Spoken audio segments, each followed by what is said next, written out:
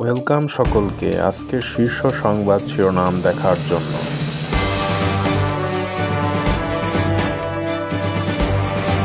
MP সহ ৬ জনের মৃত্যুদণ্ড।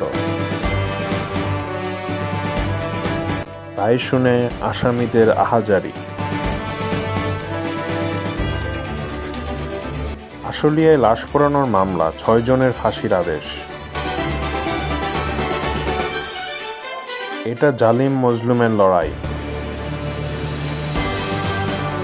১ লাখ সেনা মোতায়েন হয়েছে। ইরানি ড্রোন ধ্বংসের দাবি যুক্তরাষ্ট্রের।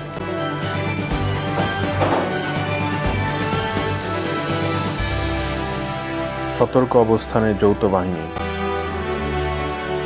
এবারের নির্বাচনে চাঁদাবাজ মামলাবাজদের পরাজিত করবে জনগণ, বললেন জামায়াত আমির।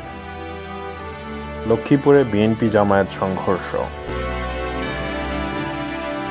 অপরাধী জামায়াতের প্রচার বিএনপির নামে। সাইফুল ইসলামের সম্পদ বাজেয়াপ্তের নির্দেশ।